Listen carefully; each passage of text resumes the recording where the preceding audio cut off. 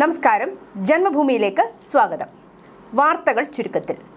കേരളത്തിലെ നിയമസഭാ തെരഞ്ഞെടുപ്പിൽ ഇടതുമുന്നണിക്ക് പിന്തുണ പ്രഖ്യാപിച്ച് യുണൈറ്റഡ് പെന്തിക്കോസ്റ്റ് കൗൺസിൽ. ഒരു മതസംഘടനയെ പിണറായി സർക്കാർ വഴിവിട്ട് പ്രീണിപ്പിച്ചതിന്റെ പ്രത്യുപകാരമാണോ ഈ പരസ്യ പിന്തുണയ്ക്ക് പിന്നിലെന്ന് സംശയിക്കപ്പെടുന്നു. പെന്തിക്കോസ്റ്റ് സഭാവിഭാഗത്തെ ഔദ്യോഗികമായി ക്രൈസ്തവ സഭാവിഭാഗമായി പരിഗണിക്കാനുള്ള സർക്കാർ തീരുമാനത്തിനുള്ള സന്തോഷ പ്രകടനമായാണ് പിന്തുണയെന്ന് പെന്തിക്കോസ്റ്റ് സഭാ നേതൃത്വം പറയുന്നു. നിയമസഭാ തെരഞ്ഞെടുപ്പിലേക്കുള്ള ആദ്യഘട്ട സ്ഥാനാർത്ഥി പട്ടിക പുറത്തുവിട്ട് BJP 47 മണ്ഡലങ്ങളിലെ സ്ഥാനാർത്ഥികളെയാണ് പ്രഖ്യാപിച്ചത്. ആദ്യ പട്ടികയിൽ ഒരു കേന്ദ്രമന്ത്രി, 2 മുൻ കേന്ദ്രമന്ത്രിമാരും ഉൾപ്പെടുന്നുണ്ട്.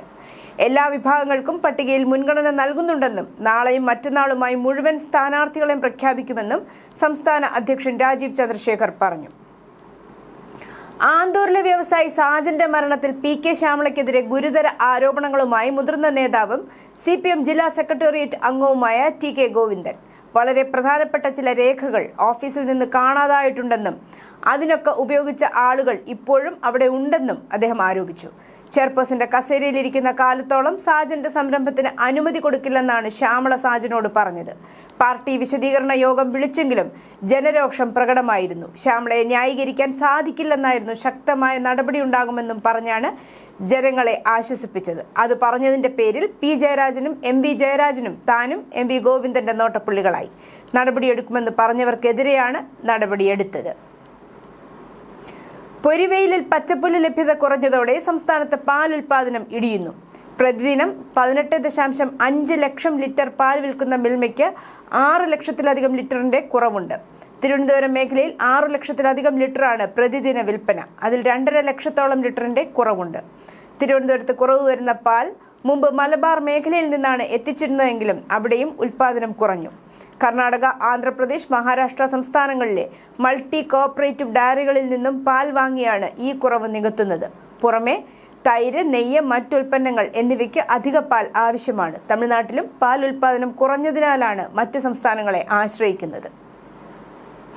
വടക്കാഞ്ചേരി മാരാത്തുകുന്ന് ഉന്നതിയിൽ ആൾമറയില്ലാത്ത കിണറ്റിൽ വീണ 3 വയസ്സുകാരനെ രക്ഷിക്കാനിറങ്ങിയ അച്ഛൻ മരിച്ചു. വാര്യത്ത് വീട്ടിൽ വിഷ്ണുവാണ് മരിച്ചത്. 32 വയസ്സായിരുന്നു. മകൻ ആരുഷ് കിണറ്റിൽ വീണതറിഞ്ഞ് രക്ഷിക്കാനിറങ്ങിയതായിരുന്നു. തിങ്കളാഴ്ച വൈകിട്ട് 7 മണിയോടെയായിരുന്നു അപകടം. വീട്ടിന് സമീപം കളിച്ചുകൊണ്ടിരുന്ന ആരുഷ് കിണറ്റിന് സമീപത്തേക്ക് പോയി കാൽ തെന്നി വീഴുകയായിരുന്നു. ബഹളം കേട്ടെത്തിയ അയൽവാസി എഴുത്തശ്ശൻ വീട്ടിൽ വൈശാഖ് കിണറ്റിലിറങ്ങി കുട്ടിയെ രക്ഷപ്പെടുത്തി. തൃശൂർ ഒല്ലൂരിൽ യുവതി കുത്തേറ്റ് മരിച്ച നിലയിൽ, അയൽവാസി കസ്റ്റഡിയിൽ. ക്രിസ്റ്റഫർ നഗർ പുത്തൂർ വീട്ടിൽ സൗമ്യയാണ് മരിച്ചത്. 45 വയസ്സായിരുന്നു. കിണറ്റിലിറങ്ങി ഒളിക്കാൻ ശ്രമിച്ച പ്രതി അപ്പാടൻ തോമസിനെ ഒല്ലൂർ പോലീസ് പിടികൂടി. അഞ്ചേരിയിൽ ഓട്ടോ ഡ്രൈവറാണ് പ്രതി. വ്യക്തിവൈരാഗ്യമാണ് സംഭവത്തിന് പിന്നിലെന്ന് കരുതുന്നതായി പോലീസ് അറിയിച്ചു.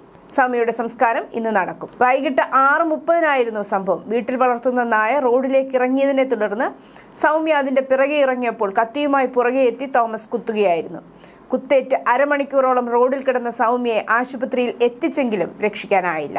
കൗൺസിലിംഗിനെത്തിയ പെൺകുട്ടിയെ ലൈംഗികമായി പീഡിപ്പിക്കാൻ ശ്രമിച്ച കേസിൽ പുരോഹിതൻ പോലീസ് പിടിയിൽ. പാലൂർക്കാവ് CSI പള്ളി വികാരിയും കോട്ടയം വെള്ളൂർ സ്വദേശിയുമായ സന്തോഷാണ് പിടിയിലായത്. തമിഴ്നാട്ടിലെ വേളാങ്കണ്ണിയിൽ നിന്ന് പെരുവന്താനം പോലീസാണ് ഇയാളെ പിടികൂടിയത്. സംഭവത്തിൽ കേസ് രജിസ്റ്റർ ചെയ്തതിന് പിന്നാലെ ഇയാൾ ഒഴിവിൽ പോവുകയായിരുന്നു. സംസ്ഥാനത്ത് ഈ മാസം 20 വരെ ഇടിമിന്നലോടുകൂടിയ നേരിയ മഴയ്ക്ക് സാധ്യതയെന്ന് കേന്ദ്ര കാലാവസ്ഥാ വകുപ്പ്. അറബിക്കടലിലെ ഇരട്ട ചക്രവാത ചുഴി, ബംഗാൾ ഉൾക്കടലിൽ കന്യാകുമാരി വരെ നീളുന്ന ന്യൂനമർദ്ദ പാത്തി എന്നിവയുടെ സ്വാധീനമാണ് മഴ സാധ്യത വർദ്ധിപ്പിക്കുന്നത്. പകൽ സമയത്തെ ഉയർന്ന ചൂട് എല്ലാ ജില്ലകളിലും തുടരുന്നു. പത്തനംതിട്ട, ആലപ്പുഴ, കോട്ടയം, ഇടുക്കി ജില്ലകളിൽ ഓറഞ്ച് അലർട്ട് പ്രഖ്യാപിച്ചു. പാലക്കാടും പുനലൂരുമാണ് ഇന്നലെ ഉയർന്ന താപനില രേഖപ്പെടുത്തിയത്, 37 ഡിഗ്രി. കണ്ണൂർ ADMA ആയിരുന്ന K നവീൻ ബാബുവിന്റെ മരണവുമായി ബന്ധപ്പെട്ട കേസിൽ തുടരന്വേഷണം നടത്തണമെന്ന കോടതി ഉത്തരവ് അന്വേഷണ സംഘത്തിനും സർക്കാരിനും തിരിച്ചടിയായി. നവീന്റെ കുടുംബത്തിന് നേരിയ ആശ്വാസവുമായി. ഭാര്യ മഞ്ജുഷ സമർപ്പിച്ച ഹർജി പരിഗണിച്ചാണ് തലശ്ശേരി അഡീഷണൽ ജില്ലാ സെഷൻസ് കോടതിയുടെ ഉത്തരവ്. മെയ് 30-നുള്ളിൽ അന്വേഷണം പൂർത്തിയാക്കി റിപ്പോർട്ട് സമർപ്പിക്കണം. രാജ്യസഭാ തെരഞ്ഞെടുപ്പിൽ വിവിധ സംസ്ഥാനങ്ങളിൽ NDAയ്ക്ക് അട്ടിമറി വിജയം. ബീഹാറിൽ നടന്ന തെരഞ്ഞെടുപ്പിൽ 5 സീറ്റുകളിലും NDA സ്ഥാനാർത്ഥികൾ വിജയം നേടിയത് രാഷ്ട്രീയ കേന്ദ്രങ്ങളെ ഞെട്ടിച്ചു.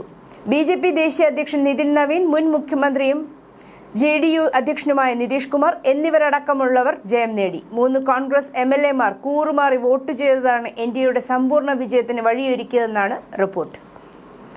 പരീക്ഷയിൽ ജയിപ്പിക്കാമെന്ന് വാഗ്ദാനം നൽകി മെഡിക്കൽ വിദ്യാർത്ഥിയെ പീഡിപ്പിച്ച സർക്കാർ ഡോക്ടറെ ഊട്ടി വനിതാ പോലീസ് അറസ്റ്റ് ചെയ്തു. നീലഗിരി സർക്കാർ മെഡിക്കൽ കോളേജ് ആശുപത്രിയിലെ എമർജൻസി വാർഡിൽ ജോലി ചെയ്തിരുന്ന ഡോക്ടർ ഓം പ്രകാശാണ് പിടിയിലായത്. സർവകലാശാല അധികൃതരുമായുള്ള തന്റെ സ്വാധീനം ഉപയോഗിച്ച് മാർക്ക് വാങ്ങിത്തരാമെന്ന് വിശ്വസിപ്പിച്ചാണ് ഇയാൾ വിദ്യാർത്ഥിനിയെ സമീപിച്ചത്. തുടർന്ന് സ്വകാര്യ ഹോട്ടലിലെത്തിച്ച് മദ്യം നൽകി പീഡിപ്പിക്കുകയായിരുന്നു എന്നാണ് പരാതി. പ്രതിയായ ഓം പ്രകാശ് 2 വിവാഹം കഴിച്ചിട്ടുണ്ടെങ്കിലും നിലവിൽ ആരും കൂടെ താമസമില്ലെന്ന് പോലീസ് പറഞ്ഞു. സമാനമായ രീതിയിൽ ഇയാൾ മറ്റു വിദ്യാർത്ഥിനികളെയും കെണിയിൽ പെടുത്തിയിട്ടുണ്ടോ എന്ന കാര്യവും പോലീസ് അന്വേഷിച്ചു വരികയാണ്. ഇന്ത്യക്കെതിരെ തീവ്രവാദ പ്രവർത്തനങ്ങൾ നടത്താൻ ഗൂഢാലോചന നടത്തിയതിന് ഒരു അമേരിക്കക്കാരൻ ഉൾപ്പെടെ 7 വിദേശ പൗരന്മാരെ ദേശീയ അന്വേഷണ ഏജൻസി NIA അറസ്റ്റ് ചെയ്തു. ഡൽഹി കോടതിയിൽ ഈ 7 വിദേശികളെ NIA 11 ദിവസത്തേക്ക് കസ്റ്റഡിയിലെടുത്തു. ലൈംഗിക കുറ്റവാളിയായ ജെഫ്രി എപ്സ്റ്റീനുമായി തന്നെ ബന്ധിപ്പിക്കുന്ന ഓൺലൈൻ ഉള്ളടക്കം നീക്കം ചെയ്യണമെന്നാവശ്യപ്പെട്ട് കേന്ദ്രമന്ത്രി ഹർദീപ് സിംഗ് പുരിയുടെ മകൾ ഹിമായനി പുരി ഡൽഹി ഹൈക്കോടതിയെ സമീപിച്ചു. ഹൈക്കോടതിയിൽ സമർപ്പിച്ച ഹർജിയിൽ ഹിമായനി പുരി 10 കോടി രൂപ നഷ്ടപരിഹാരവും 1ലധികം സോഷ്യൽ മീഡിയ പ്ലാറ്റ്ഫോമുകൾക്കും തിരിച്ചറിയാത്ത വ്യക്തികൾക്കുമെതിരെ സ്ഥിരമായ ഇഞ്ചക്ഷൻ ആവശ്യപ്പെടുകയും ചെയ്തു. കൂടാതെ ലോകമെമ്പാടും പ്രചരിക്കുന്നതും എപ്സ്റ്റീനുമായി തന്നെ ബന്ധിപ്പിക്കുന്നതുമായ റെക്കോർഡിംഗുകൾ, സോഷ്യൽ മീഡിയ പോസ്റ്റുകൾ, ഓൺലൈൻ വാർത്താലേഖനങ്ങൾ, മറ്റുള്ളടക്കങ്ങൾ എന്നിവ നീക്കം ചെയ്യണമെന്നും കേസ് ആവശ്യപ്പെടുന്നു. ഇറാൻ യുദ്ധത്തിനിടയിൽ രാജ്യത്തുണ്ടായ LPG ക്ഷാമത്തിൽ പ്രതിഷേധിച്ച് പശ്ചിമബംഗാൾ മുഖ്യമന്ത്രി മമതാ ബാനർജി വൻ റാലി നടത്തി. സംസ്ഥാനത്തെ പ്രധാന പ്രതിപക്ഷമായി ഉയർന്നുവന്ന BJPക്കെതിരെ തന്റെയും മറ്റു പാർട്ടി സഹപ്രവർത്തകരുടെയും വസതി ആക്രമിക്കാൻ തൃണമൂൽ കോൺഗ്രസ് മേധാവി വെല്ലുവിളിച്ചു. തന്റെ പാർട്ടി നേതാക്കൾക്ക് എങ്ങനെ ചെറുക്കണമെന്ന് അറിയാമെന്നും അവർ കൂട്ടിച്ചേർത്തു. അതിനിടെ പശ്ചിമബംഗാൾ നിയമസഭാ തെരഞ്ഞെടുപ്പിനുള്ള 144 സ്ഥാനാർത്ഥികളുടെ പട്ടിക ഭാരതീയ ജനതാ പാർട്ടി പുറത്തിറക്കി. പട്ടിക പ്രകാരം പശ്ചിമബംഗാളിൽ BJP നയിക്കുന്ന സുവേന്ദു അധികാരി, നന്ദിഗ്രാം, ഭവാനിപൂർ എന്നിവരുടെ ഉൾപ്പെടെ 2 സീറ്റുകളിൽ നിലവിലെ മുഖ്യമന്ത്രി മമതാ ബാനർജിയുമായി നേരിട്ട് മത്സരിക്കും. ഹോർമുസ് കടലിടുക്കിൽ കുടുങ്ങിയ ഇന്ത്യയുടെ 28 കപ്പലുകൾ കൂടി കടത്തിവിടാൻ സമ്മതിച്ച് ഇറാൻ. ഇതോടെ ഇന്ത്യയുടെ താൽപര്യങ്ങൾ ഏത് യുദ്ധ കാലാവസ്ഥയിലും കൃത്യമായി സംരക്ഷിക്കുന്ന നായകനായി മോദി മാറുകയാണ്. മാത്രമല്ല, മോദിയുടെ ഈ നയതന്ത്രം മനസ്സിലാവാതെ കുഴങ്ങുകയാണ് ഇന്ത്യയിലെ പ്രതിപക്ഷ പാർട്ടികൾ. കഴിഞ്ഞ ദിവസം ശിവാലിക്, നന്ദാദേവി എന്നീ 2 എണ്ണക്കപ്പലുകളെ ഹോർമുസ് കടലിടുക്ക് വഴി ഇറാൻ കടത്തിവിട്ടിരുന്നു. അതിനിടെയാണ് ഹോർമുസ് കടലിടുക്കിൽ കുടുങ്ങിക്കിടക്കുന്ന ഇന്ത്യയുടെ മറ്റ് 28 എണ്ണക്കപ്പലുകളെ കൂടി കടത്തിവിടാമെന്ന് ഇറാൻ സമ്മതിച്ചിരിക്കുന്നത്. ഹോർമുസിലെ ഇറാന്റെ ആധിപത്യം തകർക്കാൻ മറ്റു രാജ്യങ്ങൾ സഹകരിക്കണമെന്ന അമേരിക്കയുടെ ആവശ്യം പല സഖ്യരാജ്യങ്ങളും തള്ളിയതും അമേരിക്കയ്ക്ക് കനത്ത തിരിച്ചടിയായി. അമേരിക്കയോ അമേരിക്കയുടെ സഖ്യകക്ഷികളായ രാജ്യങ്ങളുടെയോ കപ്പലുകൾ കടത്തിവിടാൻ അനുവദിച്ചാൽ കത്തിച്ചു കളയുമെന്ന പ്രഖ്യാപനമാണ് ഇറാൻ നടത്തിയത്. ഇതോടെ ബാരലിന് $65 ഉണ്ടായിരുന്ന എണ്ണവില ബാരലിന് $100 ഉയർന്നു. മേഖലയിൽ സംഘർഷത്തിനിടയിൽ സോഷ്യൽ മീഡിയയിൽ തെറ്റിദ്ധരിപ്പിക്കുന്നതും കെട്ടിച്ചമച്ചതുമായ ഉള്ളടക്കം പ്രചരിപ്പിച്ചതിന് 19 ഇന്ത്യക്കാർ ഉൾപ്പെടെ 35 പേരെ അറസ്റ്റ് ചെയ്യാനും വിചാരണ വേഗത്തിലാക്കാനും യുണൈറ്റഡ് അറബ് എമിറേറ്റ്സ് UAE ഉത്തരവിട്ടു. ഇറാനിൽ US, ഇസ്രായേൽ ആക്രമണങ്ങളെ തുടർന്നാണ് കഴിഞ്ഞ മാസം അവസാനം ആരംഭിച്ച ശത്രുതയുമായി ബന്ധപ്പെട്ട കൃത്രിമ ദൃശ്യങ്ങളും വിവരങ്ങളും പ്രചരിപ്പിക്കാൻ ഇവർ വിവിധ പ്ലാറ്റ്ഫോമുകൾ ഉപയോഗിച്ചുവെന്ന് വെളിപ്പെടുത്തിയ പ്രതികളുടെ ഡിജിറ്റൽ പ്രവർത്തനങ്ങളെക്കുറിച്ചുള്ള അന്വേഷണത്തെ തുടർന്നാണ് ഈ നീക്കം എന്ന് അധികൃതർ സ്ഥിരീകരിച്ചു. അഫ്ഗാൻ തലസ്ഥാനമായ കാബൂളിൽ മയക്കുമരുന്ന് ഉപയോഗിക്കുന്നവരെ ചികിത്സിക്കുന്ന ആശുപത്രിക്ക് നേരെ പാകിസ്ഥാൻ നടത്തിയ വ്യോമാക്രമണത്തിൽ മരിച്ചവരുടെ എണ്ണം 400 ഉയർന്നതായി അഫ്ഗാനിസ്ഥാൻ ഡെപ്യൂട്ടി ഗവൺമെന്റ് വക്താവ് ചൊവ്വാഴ്ച പുലർച്ചെ പറഞ്ഞു. തിങ്കളാഴ്ച വൈകിട്ടുണ്ടായ ആക്രമണത്തിൽ ആശുപത്രിയുടെ വലിയൊരു ഭാഗം തകർന്നുവെന്ന് എക്സിലെ ഒരു പോസ്റ്റിൽ ഹംദുള്ള ഫിത്രത്ത് പറഞ്ഞു. ഇതുവരെ 400 പേർ കൊല്ലപ്പെട്ടതായും 250ഓളം പേർക്ക് പരിക്കേറ്റതായും അദ്ദേഹം പറഞ്ഞു. കെട്ടിടത്തിലെ തീ നിയന്ത്രണ വിധേയമാക്കാനും അവശിഷ്ടങ്ങളിൽ നിന്ന് മൃതദേഹങ്ങൾ വീണ്ടെടുക്കാനും രക്ഷാപ്രവർത്തകർ പ്രവർത്തിക്കുന്നുണ്ടെന്നും ഫിത്രത്ത് കൂട്ടിച്ചേർത്തു. ഇറാനിൽ നിന്നുള്ള മിസൈൽ ആക്രമണങ്ങളുടെ പശ്ചാത്തലത്തിൽ അടച്ച വ്യോമപാത UAE തുറന്നു. 1 മണിക്കൂറോളമായിരുന്നു അടച്ചിട്ടത്. സ്ഥിതിഗതികൾ വിലയിരുത്തിയതിനു ശേഷമാണ് നടപടിയെന്ന് വ്യോമയാന മന്ത്രാലയം അറിയിച്ചു.